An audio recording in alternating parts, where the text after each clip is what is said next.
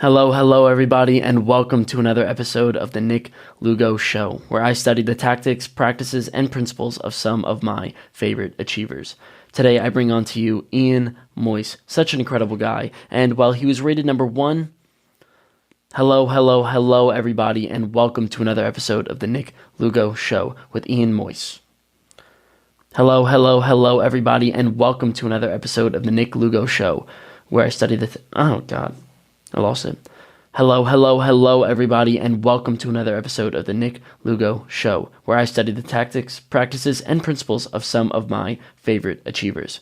Today, I bring on to you Ian Moyse, a man who, was the number one rated cloud influencer by Analytica and Cloud, and has been recognized as the leading cloud blogger, and was listed in the EMEA Top 50 Influencers in Data Centers and Cloud Data 2017. He has 36,000 followers on LinkedIn, 41,000 followers on Twitter, and really has been such an incredible influencer in the field of marketing and technology.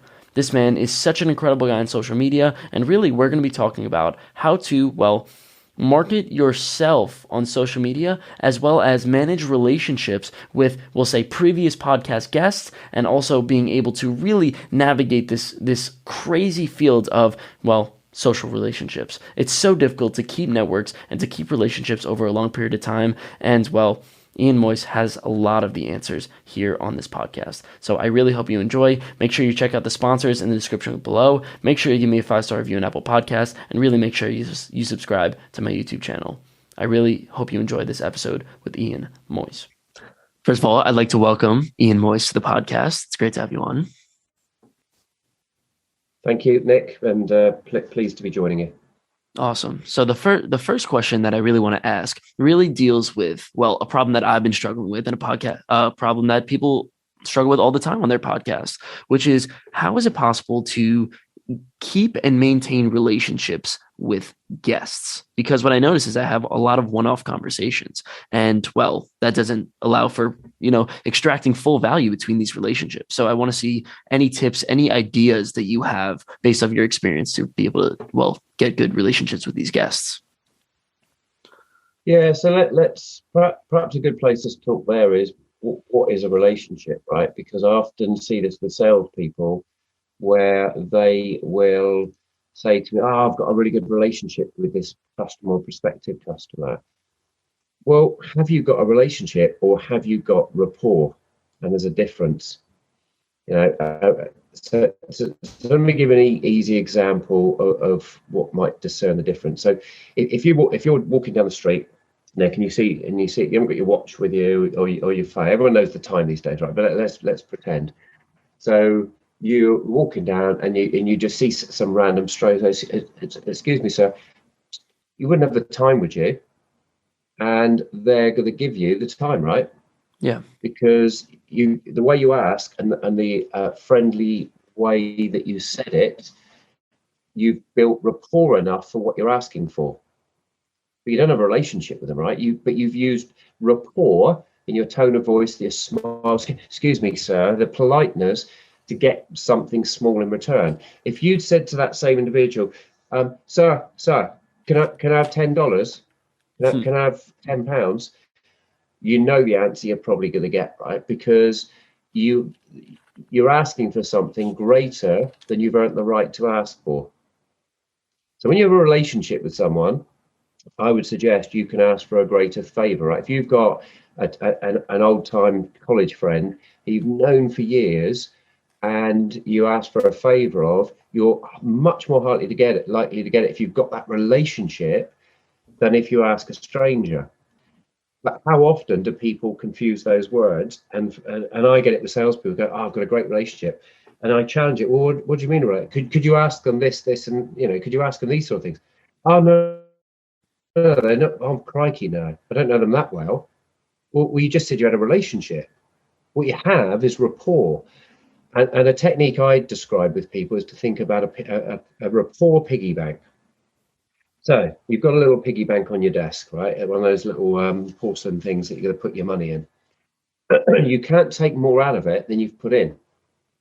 So every time I speak to you, Nick, and I'm polite, or I send you a follow-up email, or I send you a newsletter, or every touch point there is, or I do you a small favor where you ask for an introduction to someone via LinkedIn. I say, yeah, yeah, no problem.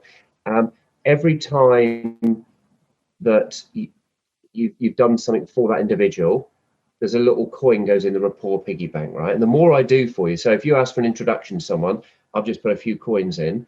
If you ask me, oh, what's that product you mentioned, Ian?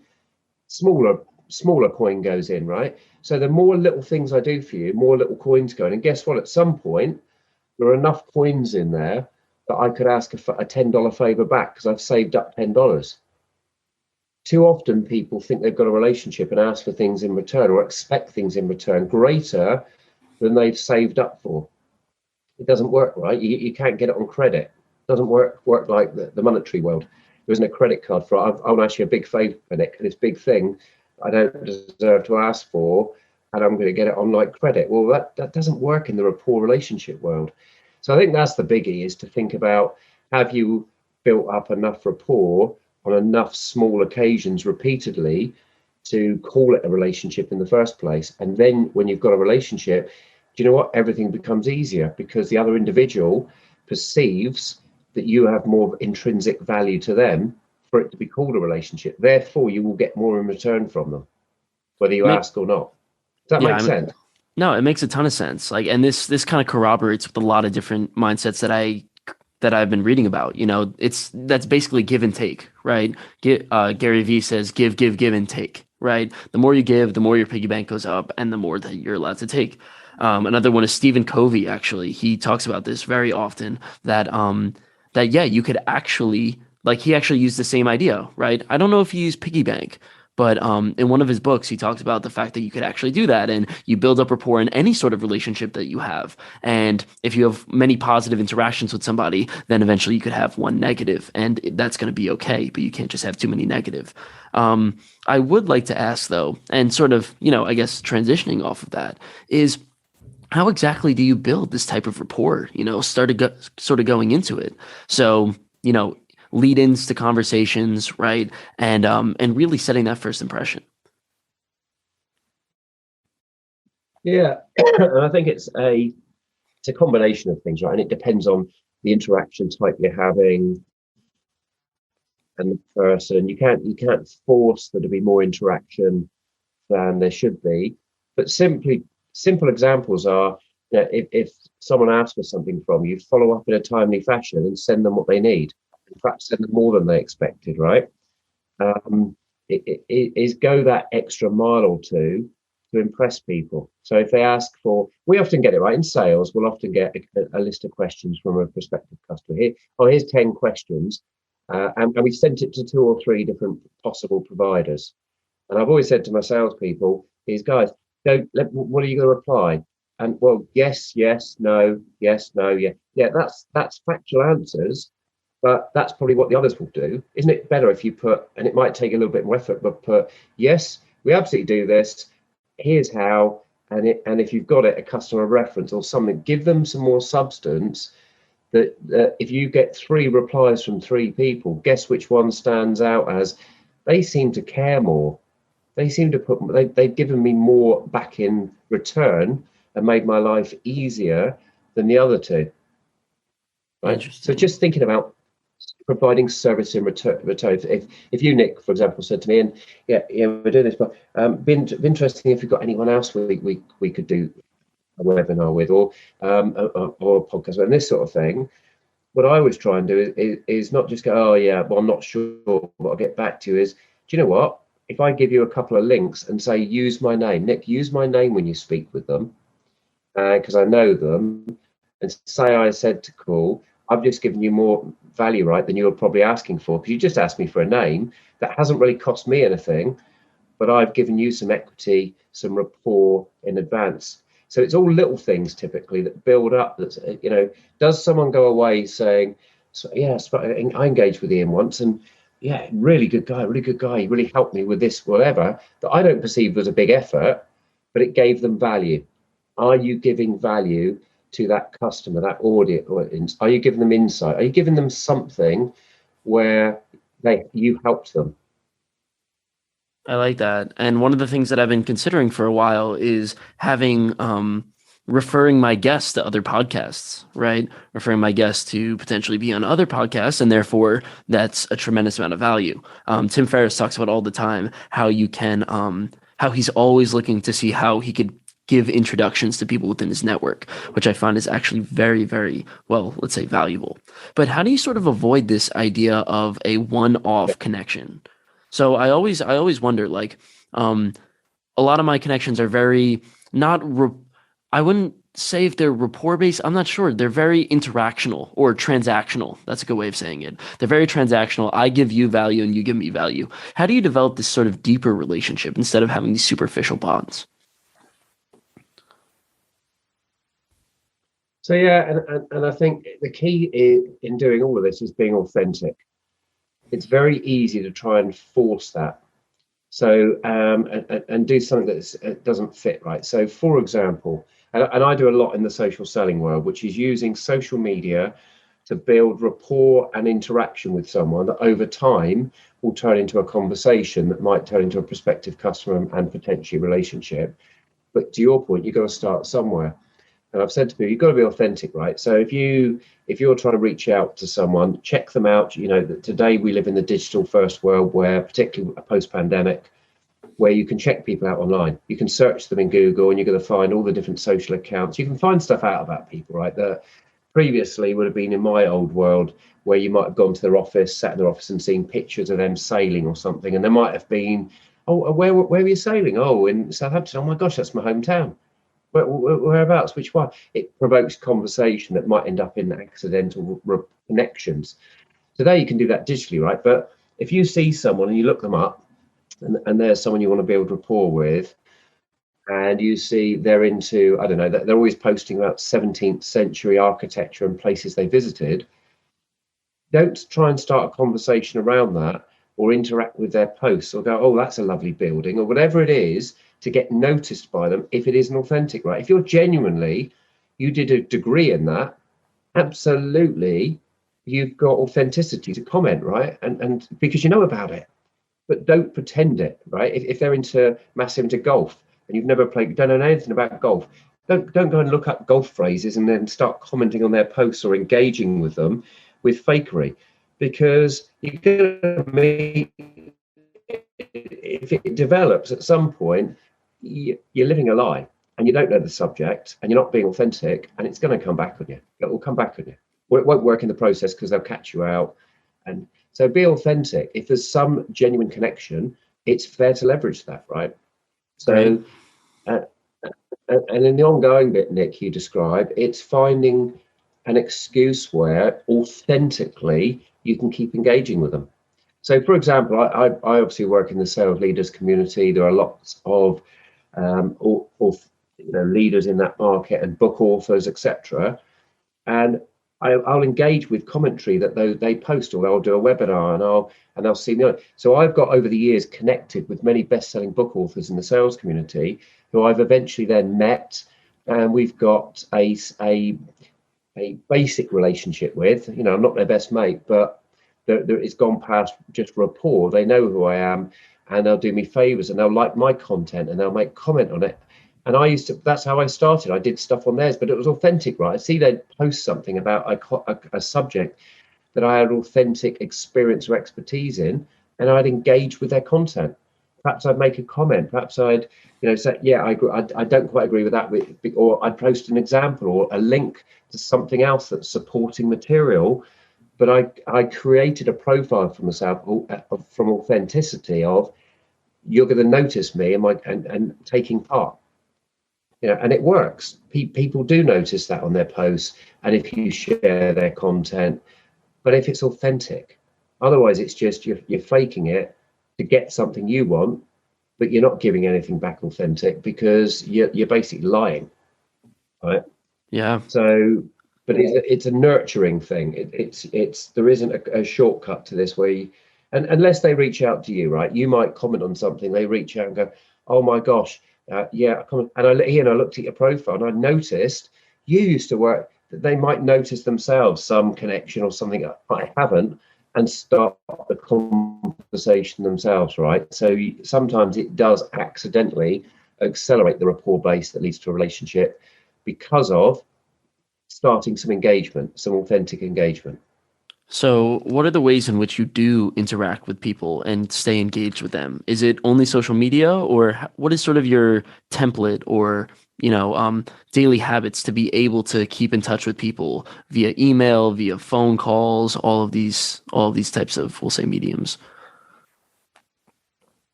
Yeah, so interesting. I'm heavy on social media, as you may have noticed, because I fell into this a number of years ago and realised the way, if you play authentically all the things I'm talking about, the immense value you can get back and the contacts you can make through this media if you do it properly. There's a lot of people unfortunately doing it in an improper manner and then complaining that it doesn't work for them because they're just spamming everyone. But in my daily world, what I say to the sales team is, guys, pick up the phone. Don't go I'm going to email someone and then email them again saying, I just want to check. I just want to move my email to the top of your inbox. I just want to check you didn't miss my email and it is of interest. All these techniques they try, and they do the same on LinkedIn, right? It's just a different medium, but it's the same type of content. Is pick up the phone. Look people up. Use social media as what I call being Sherlock. What I mean by that is spot the things other people aren't. So, if you know the Sherlock Holmes stories, Lestrade will come into a crime scene and assimilate what's there, have access to everything, and then come up with this assimilation of, no, I can't possibly engage with this prospective customer because there's no connection there. I couldn't find any angle of authenticity. Sherlock will come in the room. You're going to see exactly the same information, in this case, on your profile, right? So I want to look at your profile, 50 other people have looked at, and notice things or connections that they haven't. So it's being Sherlock. Find the way in that's authentic to create an engagement, and then start that authentic engagement either through social, if you don't think they're going to get to them. But if you can, use one of the many tools available today to look up someone's phone number. And do you know what? I found an authentic angle. Do you know what? I know so and so, or whatever it is. I'll try phoning them first, because so many people use an excuse not to phone them, because that's what you want actually. If it's doing business with someone and you've got authentic reason to speak to them, and you know what your value proposition is to them, and you're not just going to do a pitch, right? It's all down to the verbiage you use when you get through. How are you going to be different? It's a skill. But my thought is always, should you be speaking to them first? Should it be a conversation versus a communication? Because I think too many people and too many things default to a communication. So if someone emails into your business a complaint, guess what happens is you email them back.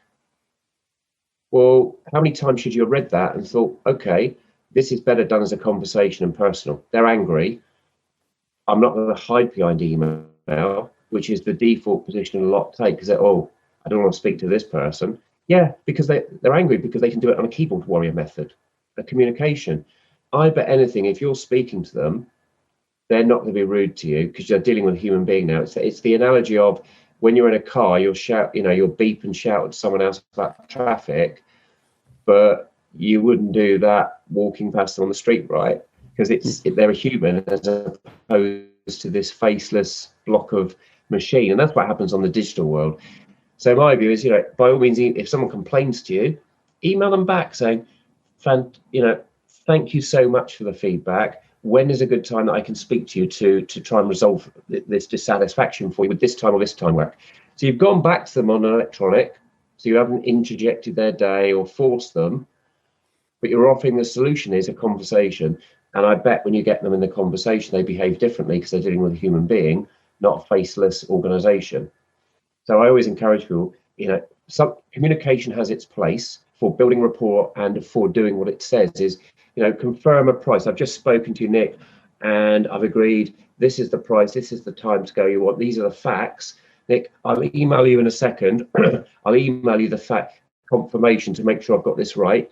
Please do digest that and just email back that you're comfortable that we raise an order for you to sign based on those metrics. Are you comfortable with that? And I'm doing that in person as a conversation. Nick says, yeah, Ian, love it. Thank you so much. Send it over. And then I'm sending you it to avoid confusion. So it's not to avoid it, but that's the right thing to do, because that's That's clarity for us. It's a point of record that we agreed some things. You now communicate back with a quick, Ian, yeah, I'm happy, go ahead, thank you very much. Boom, right? Communication and conversation have their place, but it's choosing the right one. And I'll tell you this, from the first point you made about building relationship, and I talked about rapport, you will build more rapport in a conversation than 5-10 emails, because we're talking as a human being, particularly in today's post-pandemic world where it's often video, right? And your kids might run in, or you get an interruption from your Ring doorbell or a parcel. You become two humans interacting together, as opposed to a faceless block of text in an email. I really like that. I really like that. So many things, right? Be authentic, check out their interests and their strengths, but make sure you're authentic when you actually do that. Keep engaging with them. And I think that's also really important. And while you're engaging with them, make sure that you're providing value and also that your conversation is a conversation instead of communication. I really love that. I think that's really, really important.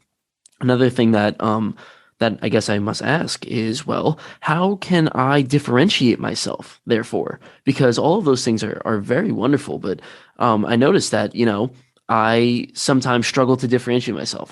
There's nothing that makes me special as opposed to all the other podcasts that they're on. So what can I do, especially, because you are in sales and trying to figure out how can I be the one that gets the sales job instead of everyone else, right? This consulting job. So how exactly can I differentiate myself, make myself stand out a little bit more as opposed to all the other people? So there's a number of things I'd suggest there. One is there's nothing wrong with looking at what other people do and plagiarizing, right? So if you look at, in that example, 50 podcasters in the area that you're in, right? There's many different market areas and subjects, etc. And you see someone doing something. In fact, what often happens when I do this, looking at what competitors are doing, is you'll see one competitor doing what it might be one thing you notice, oh, that's a good idea, right? And you'll see someone else doing something else, that's a good idea. Plagiarize, right? If someone's got a good idea, people go, oh, I've got to come up with all my own ideas. No, you haven't. If something works for someone else, if you're not breaking copyright or trademark or any of that thing, it's smart to look at what other people do and go, that's neat, I like that. How can I apply that and do similar, if not the same, for my audience, for my customers, for my business? Right. So that would be one thing. And I'd look at it outside in for your audience and your guest, your two customers. Mm-hmm. Put yourself in their shoes. I always say this to salespeople: put yourself in the customer's shoes. And if they're not, for example, when it's salespeople, say, if they're not taking your call, don't think they're being rude. They're probably busy. Put yourself in their shoes and think, why might they not be taking your call? They don't think there's value from whatever they've heard or whatever interaction or voicemail or whatever you're leaving them. They're not seeing there's more value in speaking to you than not speaking to you. That's why they're not taking your call, right? And they're busy and they've got other stuff on their plate, and they don't see a reason to slot you into that busyness, because the other stuff they know where the importance is, but they don't see a symbol. So understand from their shoes, what are they looking for? What would I want if I was in their shoes? And the other simple one is you ask people, like you just done there. And I always say to them, guys, ask the customer. So for example, how many salespeople are? Yeah, so we've spoken about this. We've just done a demo. So and they're thinking, I'm going to call you tomorrow.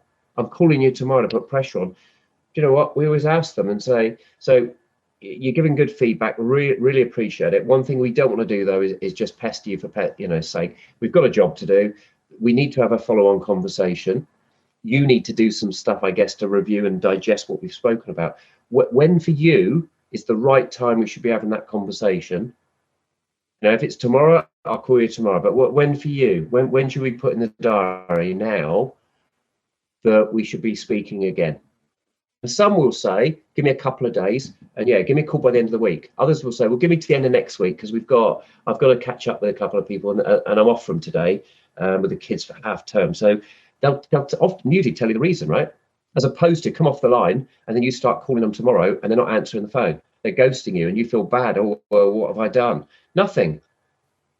but it wasn't convenient for you to speak to them tomorrow, but you didn't ask. You didn't put yourself in their shoes or involve them in the conversation as to what would make this engagement more progressive and better. What is the right thing for this engagement?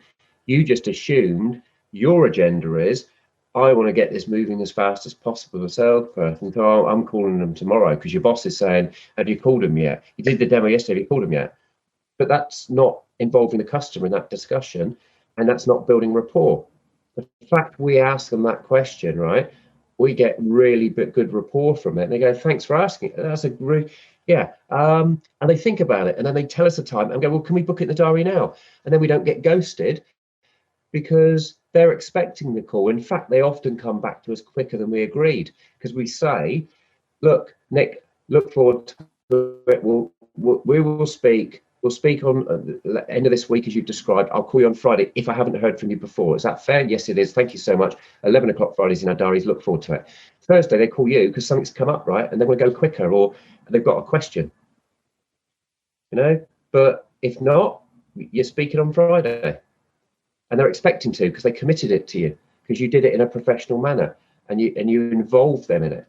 So I think there's a lot of times people overcomplicate this stuff and just don't think outside in, don't put their selves in the shoes of the customer, and don't involve the customer in the process by asking them simple questions. Yeah, I really like that. It was actually a great quote by Tim Ferriss. A question he asked before all of his podcasts is he asked his podcast guests what topic conversation would make this podcast differentiate you, right? Or differential for you. What would make this podcast the best podcast that you've been on ever that you're more likely to ask your friends and tell your friends about? And that's such an out of the box idea, but I think that's actually really interesting. It ticks off all the boxes of what you said, looking at others, plagiarizing others, putting yourself in their shoes and asking them. I think that's actually really wonderful. Now I must talk about, there was a great quote that I saw from you online, and I thought this was very, very interesting. You said, you guys, just by the questions you ask and the behaviors you show, you differentiate yourself before you even start selling or doing a demo or doing a good presentation. So you're talking about differentiating yourself before even stepping into this, we'll say, podcast conversation, sales pitch, whatever it is. So what tactics, techniques, tips do you have for people who are, trying to email their podcast guests before they get started? What could they do to differentiate themselves and set a good first impression right from the jump? Yeah, so a simple one, and I use this in sales, is, questions are an underutilized tool. When you deal with another human being, and salespeople all think they're good at questioning, and I would say a good proportion of them are average. And I use it to differentiate and build rapport. So when we speak with a prospect, and I always remember one many years ago. At some point, you'll hear me say this in one of these and recognise the story, but very short story. This business and this individual who's leading the project was meeting with, I think from memory, it was about four. It was either 4 or 5 vendors. But let's say it's 4 vendors. We're one of them, and came to meet with us, sat down, and I positioned, look, to do the best job for you, we're going to ask some questions. Some may be uncomfortable questions. Some may be ones you don't even know the answer to, but we're going to challenge you with questions. And the reason being is we want to understand how and if we're a good fit together, and if we are, where the value is that we would bring to you. Does that make sense? Yes, it does. So I'm happy to jump into telling you all about us and how wonderful we are, and slides and demos and all this stuff. Right, this is my world, but let's talk about, use this as an example. But let's do the questioning. Let's see where we go. So we then ended up having a 2-hour conversation with questions, and it was active listening to the answers we got. So it wasn't a list we had predetermined. There was some certain framework of questions we had to start from, but based on the answers we got, it was, well, okay, so that's interesting. You answer that way. Why do you want to do? Why are you looking to do that? Okay. And is that the only way you want to do it, or is it because of a particular? You've said that's because you want to get this outcome. Must you do it that way, or is it the outcome? It's the outcome. Okay, so that's what you're trying to achieve. That's your proposed process to get there. But if there was a better way of getting there from experience we had from other customers and things we could do that you weren't aware of today, and we provided insight, that would be of value, and you would consider that. Yes, it would. Boom. So the meeting went like that. Right? 2 hours in, we hadn't shown anything. And that individual, I always remember, stopped and said, "Do you know what, guys, this has been fantastic. I thank you so much for this." And it's interesting because I've met these other 3 big providers, big names, and you've asked me questions that none of them asked me. None of them asked me. In fact, most of them asked some superficial questions, which is what I thought you guys were going to do and where you started. But then, as fast as they could, they switched into telling me about them and their value. They didn't feel they were interested in listening to my answers. It was they were ticking a box. You guys, however, challenged me. I don't know some of the answers. I've got to go and do a load of work now. But the questions you've asked me have made me think about the project. And now we won that customer. And I'm not going to say it's just because of that, but we built more rapport in that first meeting and showed how we were different. And we learned more about the project and the individual and the customer than any of the other 3 did. And all we did was asked smart questions. We listened and we asked appropriate questions. And from those questions, we built rapport that they trusted us more, and they gave us more information. We knew more than someone else did, so we could execute better, we could engage with them better, and everything. We'd set the frame, we'd set the bar right. So in bring it back to your one, Nick, anyone you engage with, what questions could you be asking them?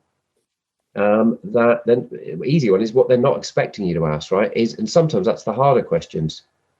It isn't the easy soft questions of how do I pronounce your name and what couple of bullets do you want to do. It might be what questions, I'm making this up, right? I'm just thinking off the top of my head from what you asked me.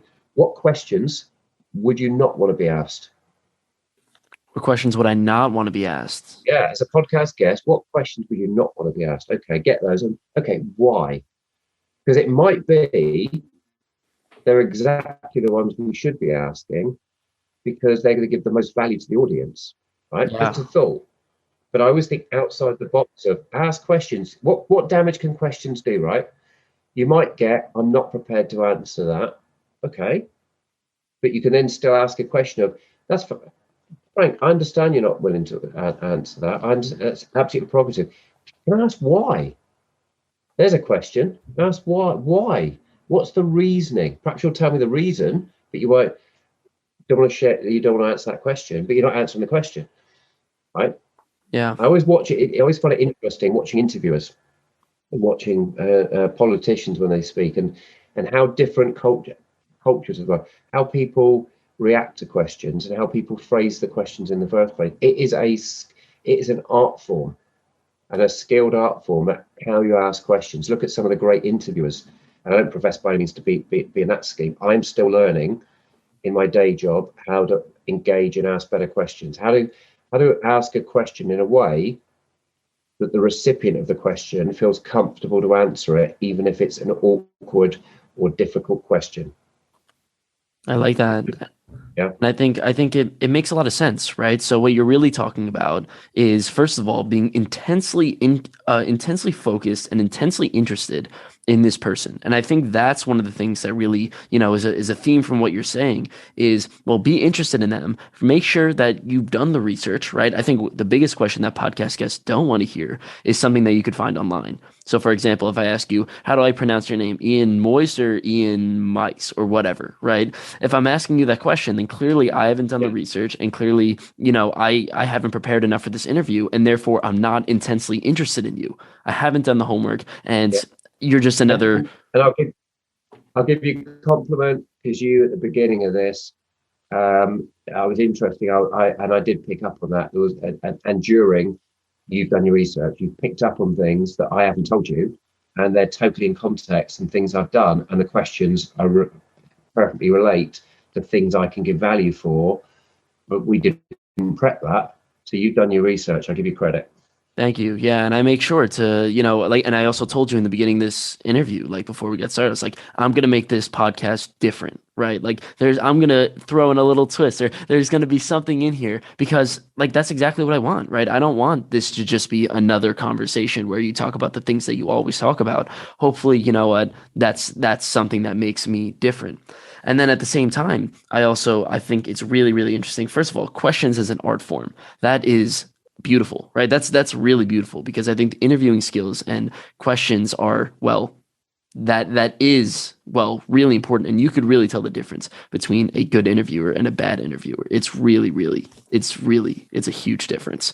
And all the people that are the best interviewers, they've studied questions, they've studied the people that are at the top.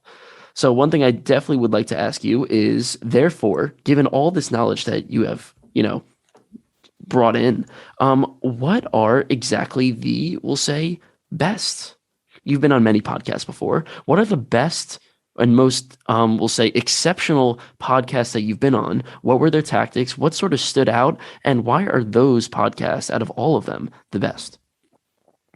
So I think the art form, what makes some different to others and better, is asking questions that allow the guest to shine, to provide value. I've been asked questions before where, yes, I've got an opinion on it. We've all got opinions on everything, right? Yep. But where did I feel most comfortable that I can give the most value to the audience, because this is an area that I would consider I have a heavy experience or expertise in, or was it something I had an opinion on? And I would suggest that as a listener, this isn't the type of thing, right? You listen to some radio shows or chat shows where it's chewing gum for the eyes or ears, right? It's just passing the time as Yep. opposed to learning something.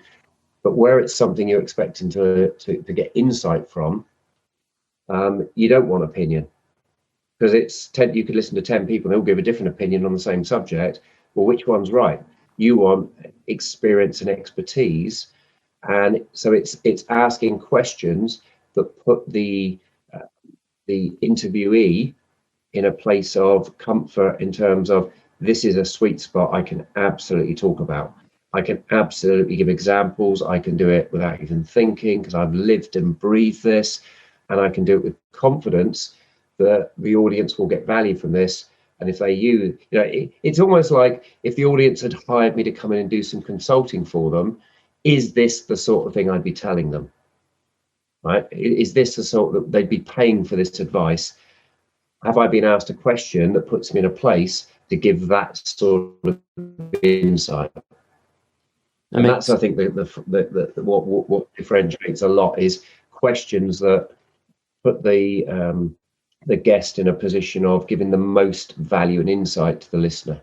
Makes sense. Makes sense. And also, what about, let's say, the process, right? So if we're talking about the process of going from, hey, would you like to come on my podcast, to thank you for coming on my podcast, and further conversations, what are the things that sort of stand out from some of the guests that you've been on, the podcasts that you've been on? And also name names if you'd like, because I'm taking notes here. I might be challenged to do that because I've done a lot, as you know, and I've been having a list in front of me, picking them out, because I've probably during, because what happened, let me give you a data point there. What happened, I realized during the pandemic, I'm used to doing speaking gigs, webinars, I get invited on panels, lots of stuff, and lots to go along to things. And of course, during the pandemic, that was taken away from us, right? There wasn't the travel, there wasn't the come and speak at this event, come and be on a panel, and all this stuff. Yes, there was some online stuff. And I fell into podcast guesting because I blog for many brands and I provide content.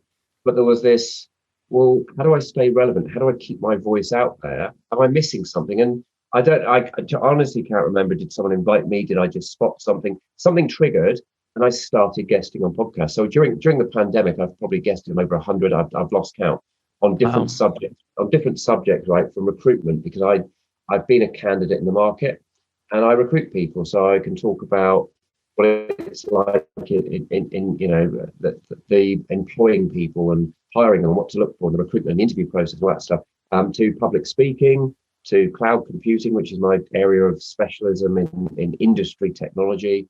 There are lots of different areas, but they've always been where I've had authentic insight or experience to speak from.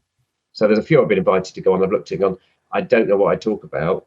I can turn up, but and there was a TV one at one point that I was invited to be on pre-pandemic, and I turned it down purely because the subject wasn't. It was a peripheral subject where, depending on the questions you ask, I could come off looking like a real idiot and not giving insight and value. But yeah, I'll be on TV, but will it? I'm not the strongest candidate for this. It's not right. Makes sense. So I turned it down because you can't be expert on everything, right? It's social media, social selling, personal branding, this sort of stuff. I get it, right? Because I live it every day, and I've learned the hard way. So, so yeah, I mean, So you've yeah, been on, so you've been on about 100 podcasts now. So, do all of them sort of go in this sort of, we'll say singular fashion of, hey, would you like to come on my podcast? And then let's set a date, go on my calendar, book it. You don't really have that much conversation beforehand, and then you meet for the first time on the conversation, or what is sort of the best pre-talks that you've ever had in via email, via phone call, and then there's a mix. okay, Yeah, yeah. It's interesting that you say that. There's a real mix goes on from some are. It's a nice web form, right? It's Calendly typically. Book the time stuff, and there's often sometimes a follow on form where you've had that initial engagement to set this up, and then please fill this in where it's a headshot, a bio. Some ask, give me some lead example questions that would start things flowing, or so there's a real mix of how much effort I have to put in on a form type thing. Others do book the booking of the call is a pre-call, and it's a 15-minute call for a chat to go through and build a little bit of rapport beforehand before you jump on. Yeah, there's a real mix of bits. The common things seem to be book your calendar slot type thing using the electronic Calendly, often a common one. Fill in some sort of form template with your bio, your image. Surprisingly, none of those forms have how to pronounce your name. Which, if it's John Smith, it's pretty obvious, But with my name, it isn't necessarily obvious because there are a number of ways you could pronounce my surname. Yeah, no one so far to my memory, I'm just thinking, has used video, has said do me a video clip so I can just grab that or see that. I'm not saying that they should, I'm just pontificating things that I have seen and haven't seen. Because quite often what do you think are the best, right? So out of all these different tactics, which one do you think has been the most effective, and which one has allowed for the best long-term relationships?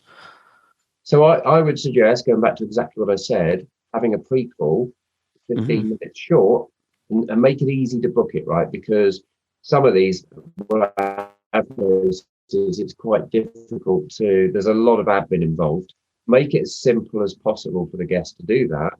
But having a pre-call and explaining to them why there's a pre-call and the process, make it very simple. As a guest, we have a 15-minute pre-call where we just have a chat. And from that, we'll both be comfortable with exactly what we're going to talk about in the podcast. Okay, I get why you did a pre-call then and what you want out of it. So I know what this call's about. Book that one here, and then book make it easy for me to book that and then book the next one. So they're both slotted in, do the pre-call, do a follow-up. So then you get a conversation with them, right? You've got another conversation, to my point earlier. You've already built some rapport up before you get to the next call. You've done it, right? And you also, for you, I guess, as the host, and I don't know how many you get of this, but you'll get a feel for how easy is it going to flow? Yeah. How easy is that person going to flow? Because I've not everyone is conversational, right? And I would hope that people volunteering to do stuff like this would be, but if their business is putting them forward, perhaps. I've had customers before where we want to get on camera and do like a case, an interview or case study or something with them. And I've had some individuals who chatting is, to me, it's become apparent of when I've started to just try and gauge that they're going to struggle on camera. or in that they like to be prepared. They're not going to be able to do it on the cuff. And as soon as you put a microphone or camera in front of them, it's hard work. Makes How can sense. you gauge that through a form, right? How can you gauge? Yeah, and what their accent is, right? We see many of these American shows where they've got, there's been a few recently where they've got certain dialects from UK, for example, and they subtitle them because the accent is hard to understand. Is that could be an issue? You don't get that through a form either. It's a bit difficult to ask in a form. Have you got a heavy accent that my listeners might struggle to understand? Right? Yeah. Lots of different accents out there that we struggle with, and it's not anything bad about that. It's not negative on the speaker, but like in the UK, it's Glaswegian, for example. In Scotland, there are some heavy Glaswegian accents that people really struggle with, and it's not a derogatory thing. It's just as it is. Some of them have a very heavy dialect. No, it makes sense. I mean, Concentrate on. So I think there's lots of nuances you get benefit from if you get to speak from. makes sense. Yeah, I mean the 15-minute phone calls definitely, or a rapport conversation. I think that's a good way of phrasing it. It's just a very good way of, yes, making sure that this podcast is a long-term relationship, not just, a one-off transaction. Now I would like to shift gears as we get towards the end of this, and just, a few final questions on social media, because I think social media is something that, well, first of all, you've been able to master very, very well, having awards and being well ranked in LinkedIn, which is something that I've never heard of before, but I thought was really awesome. And yeah, what do you do, to gain such a strong following, such a strong community on LinkedIn and Twitter and yeah, especially those two platforms, because those are, well, the most important in my opinion. Yeah, so I think with social media, it's a little bit some fundamentals, right? Is what are you doing it for? Who is your audience? So it's a little bit thinking like a marketeer. Who's your target profile audience?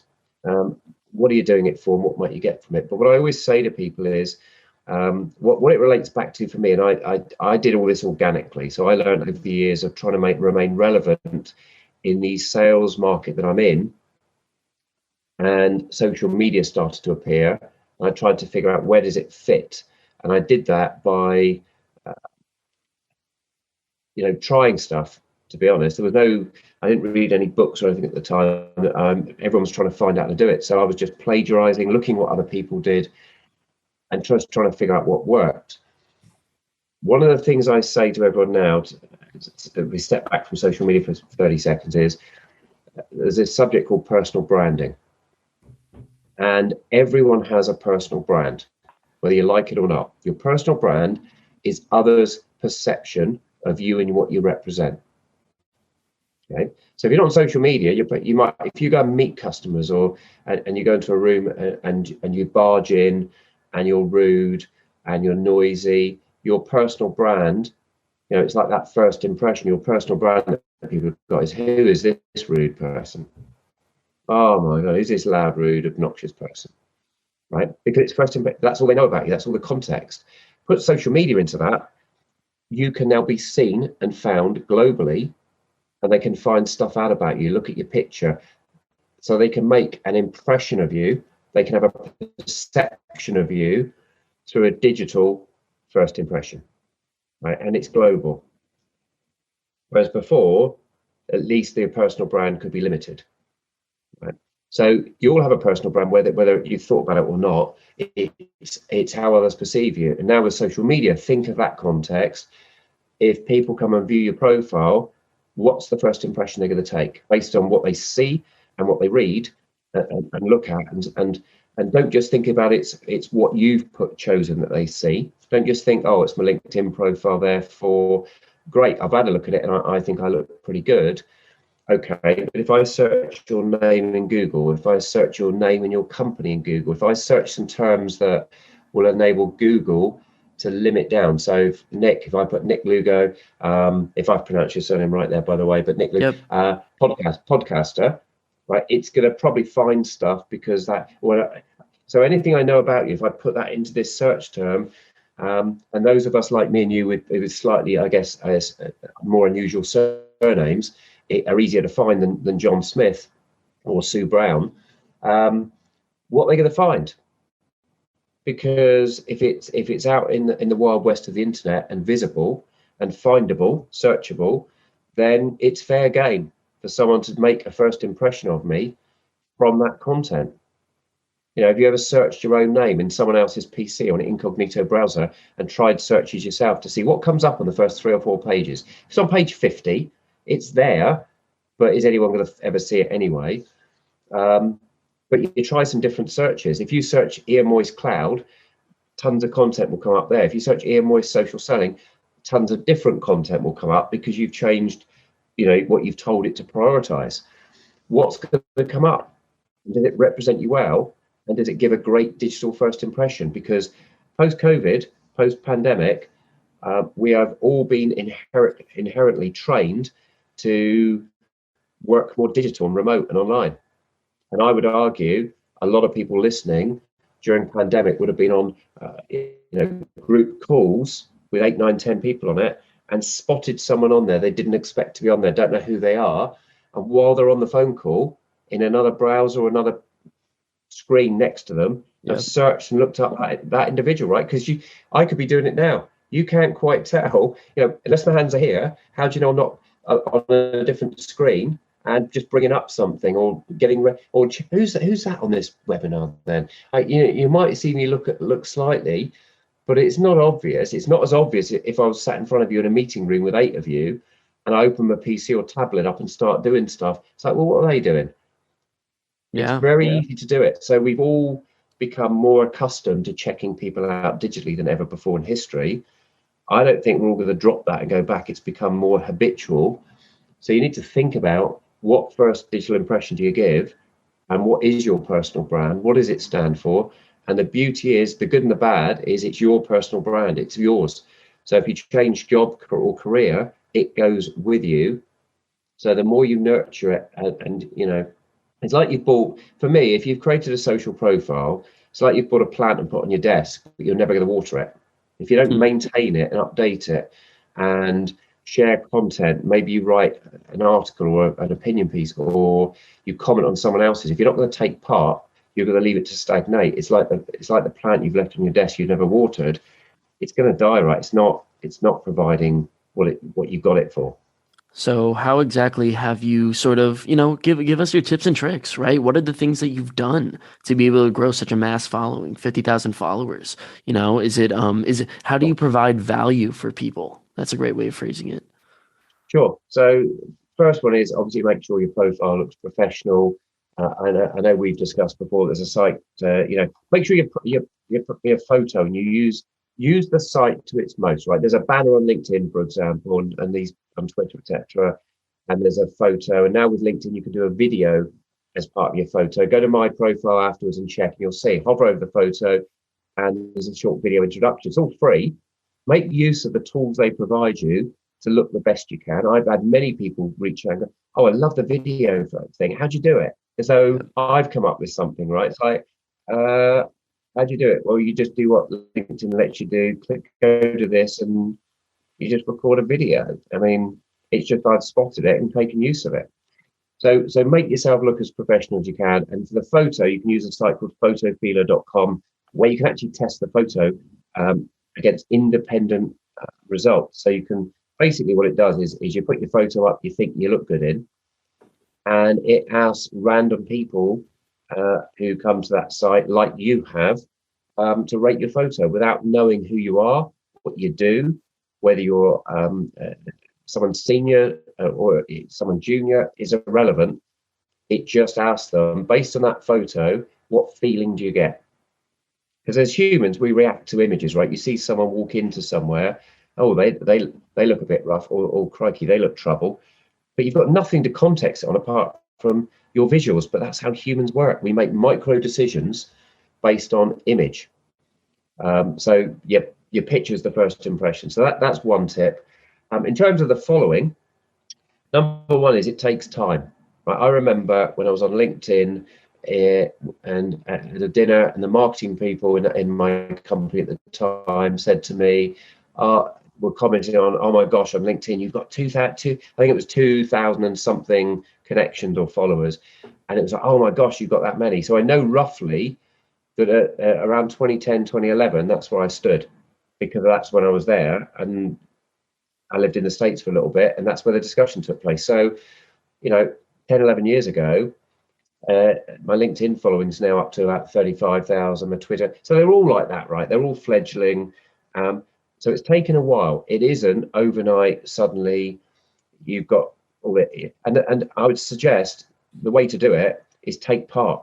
If you just create a profile, and unless you're a famous, Donald Trump, Richard Branson, unless you're someone famous that people are going to follow just the fact you've created it, just building it, they won't, it's not like Field of Dreams, build it and they will come. Mm-hmm. It's build it, right, and then put games on and market it and promote and do stuff. So create content.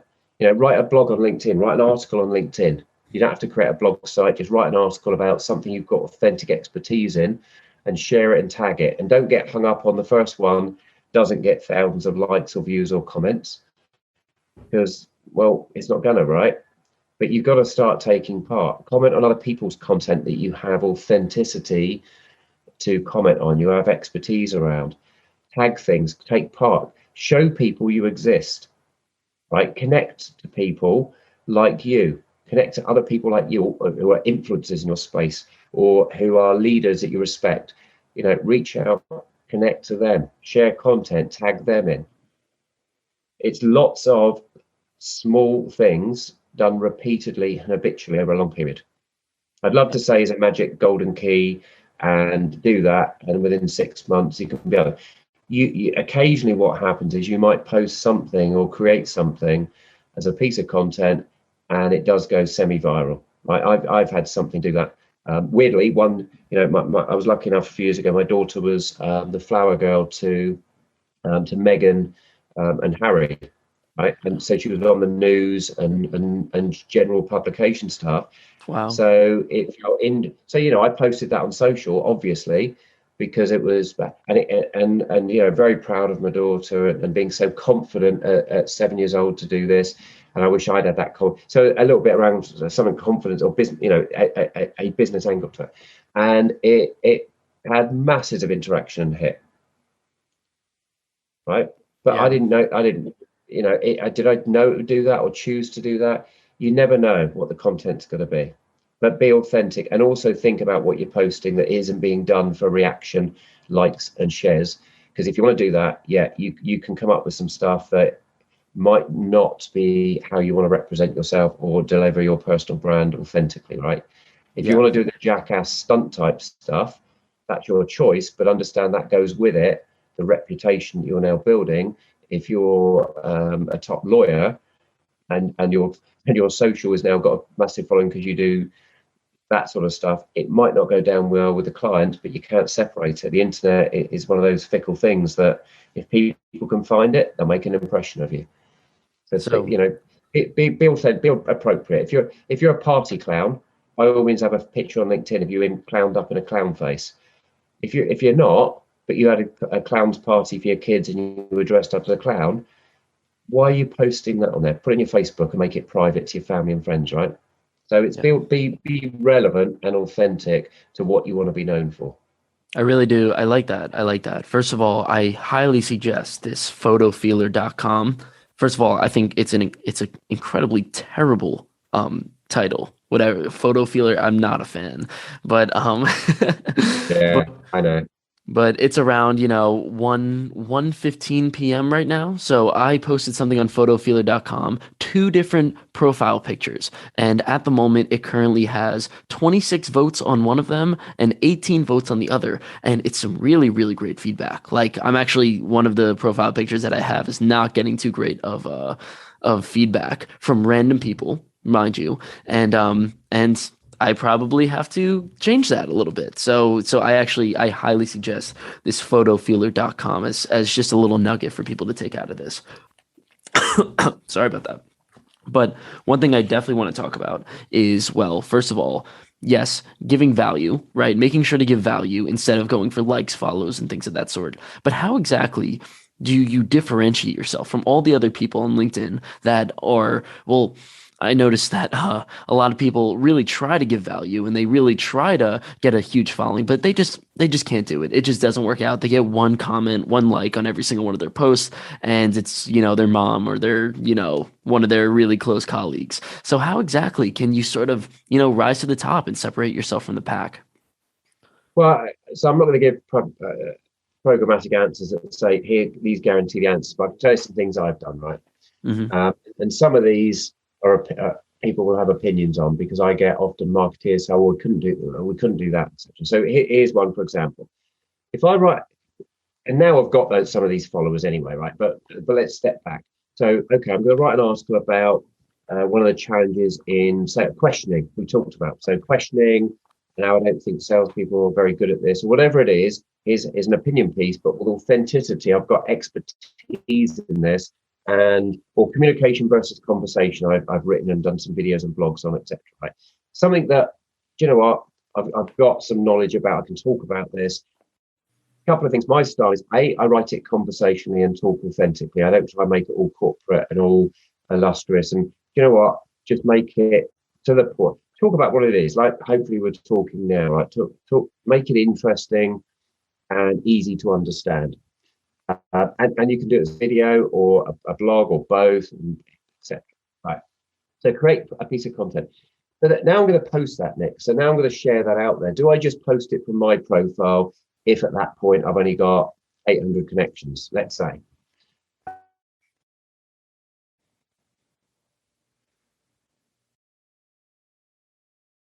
Who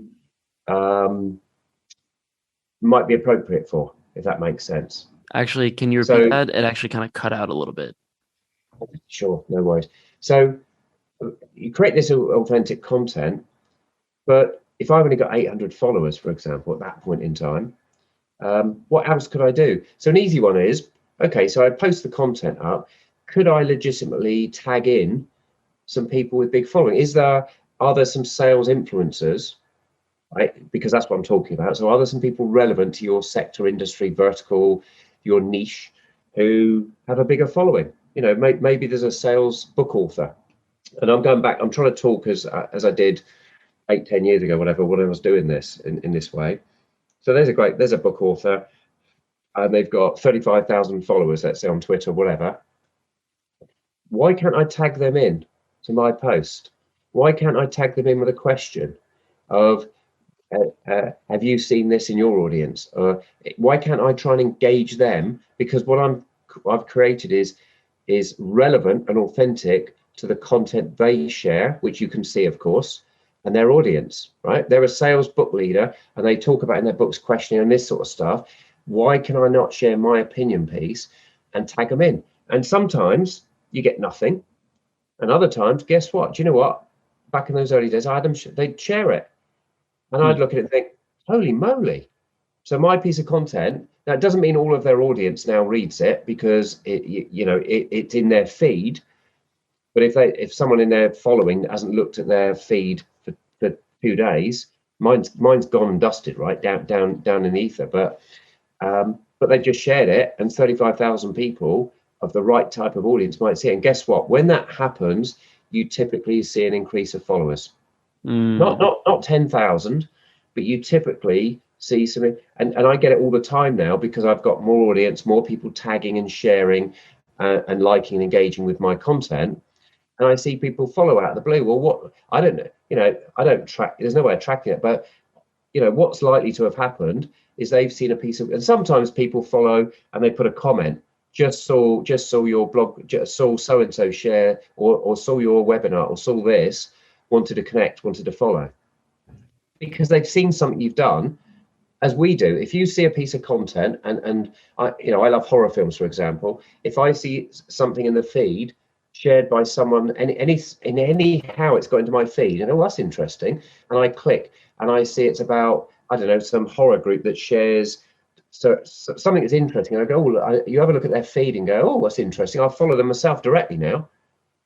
I've just found them and discovered them, or gadgets or something you're interested in, and you come across it and you come across their social, there's a good chance you'll have a quick glance. And if it looks like what they share is of interest to you, you'll follow them because you want to say, oh, I'm interested in what else they might share. Okay. So the more you do it, you create this snowball. Initially, the snowball can be very, it's rolling very slowly and doesn't grow very quickly. You can accelerate it. Post your content, post your LinkedIn article, your tweet.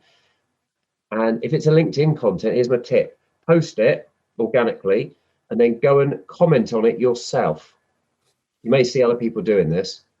Go and rather than post it and tag 10 people in up the top, so it affects the actual look of the main content, post it, it looks clean, and then underneath it, comment on your own post and tag in the people you'd like to notice it. Because that tagging in the comment puts it into their notifications feed.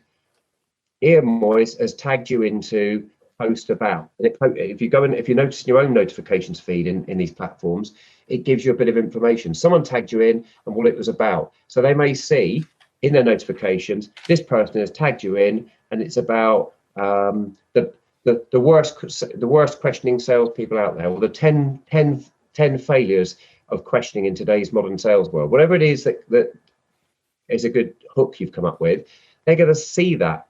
And there's a good chance that if you've tagged in someone authentically who's in that area, they may look at it and they may like it. They share it. They may even start following you. That's how I ended up with lots of big best-selling book authors in the sales community. Suddenly they'd followed me. It's like, holy moly. And all I've been doing is commenting on their comment and tagging their stuff and engaging. And at some point, I saw them follow me back. And guess what? Now I don't need to be tagging them in because they're seeing my content in their feed and they're sharing it. And I started to see, actually, they're sharing my content. I've got a bigger reach now.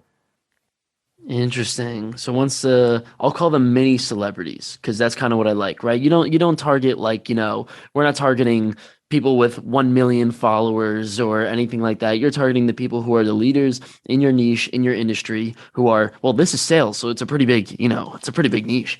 And Yeah, and we call them micro. The term that comes up is micro influencers, right? Which is where I sit. I don't have 50 million followers. I'm not a Kardashian type thing but I have a lot of followers who are in the cloud community and the sales leadership community because that's what I write about. That's what I do. That's what I'm authentic about. So that's my audience.